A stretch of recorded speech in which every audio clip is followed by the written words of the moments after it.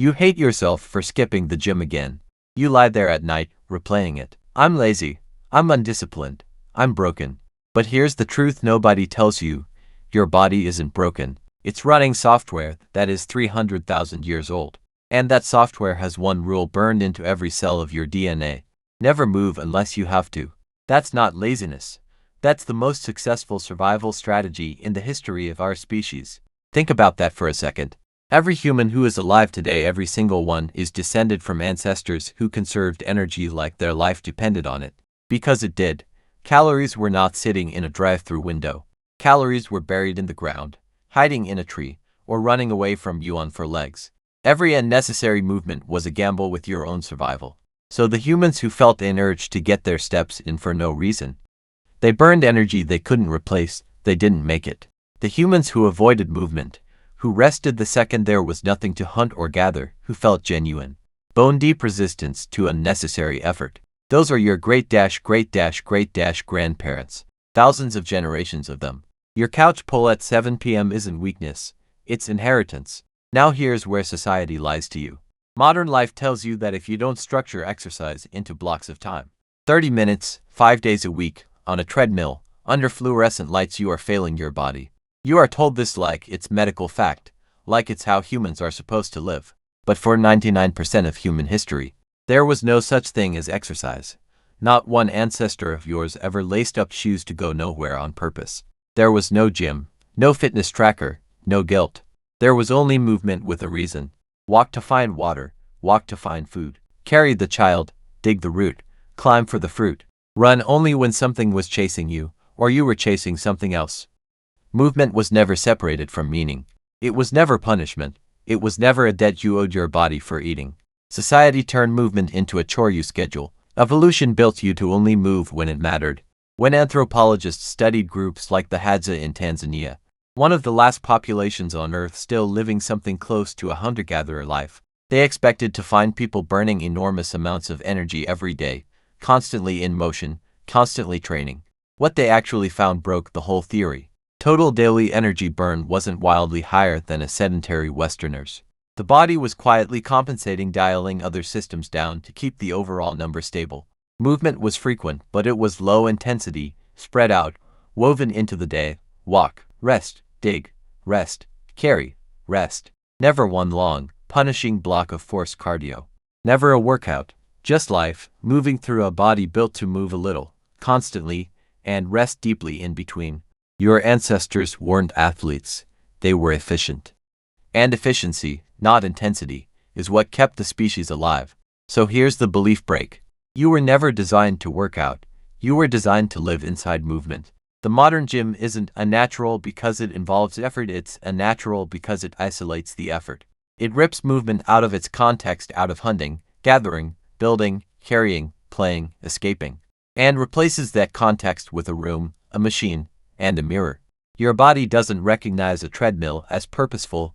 Somewhere in your nervous system, a very old, very literal part of you is asking, why are we running? And where's the danger? No danger, no destination, no reward waiting at the end, just out running. That confusion, that flatness you feel on the treadmill, that's not you being weak.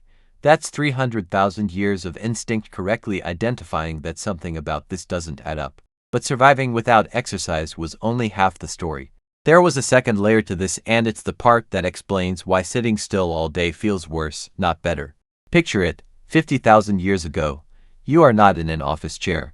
You are crouched at the edge of a clearing at dusk, muscles loose but alert, the cold starting to bite through your skin.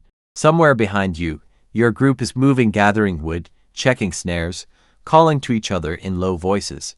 You are not resting because you're tired of moving. You are resting because you just finished moving with purpose, and your body knows the difference. There is dirt under your nails. There is the smell of smoke starting to drift from the fire pit. Your heart rate is settling from the walk back. Every muscle in your body did something today that mattered, and now, every muscle in your body is allowed to stop. That is what rest was supposed to feel like, earned, connected, followed by warmth, food, and other people.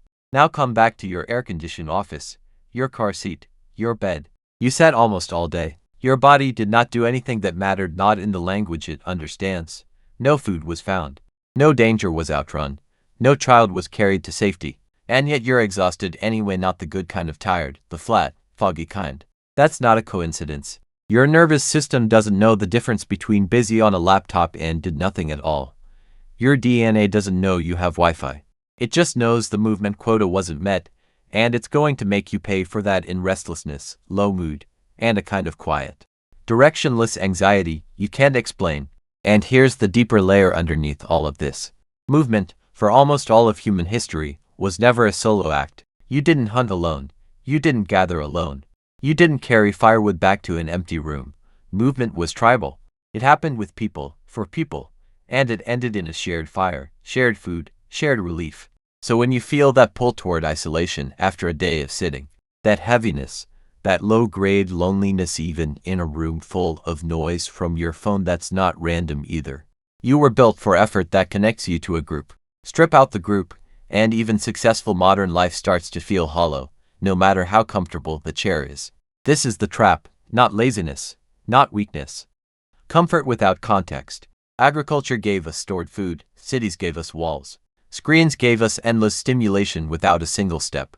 Every layer of modern comfort quietly removed one more piece of the ancient contract: move with purpose, rest with people, repeat. And your biology never got the memo that the contract changed. It's still waiting for a reason to move. It's still waiting for a fire to sit around afterward. Ignore that too long, and the body doesn't stay quiet about it.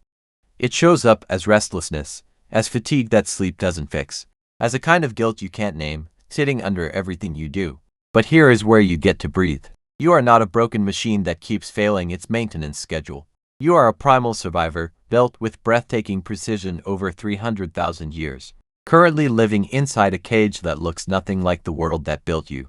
The guilt you feel isn't proof that something is wrong with you.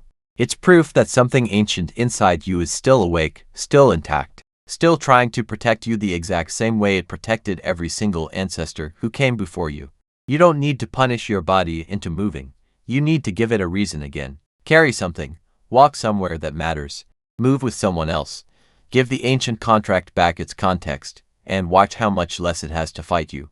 So next time you feel that pull to just sit, to just scroll, to just stay still, ask yourself, is this rest I've earned, or rest I'm hiding in? Because the next glitch hiding in your biology is even stranger than this one, and it's happening every single night while you sleep.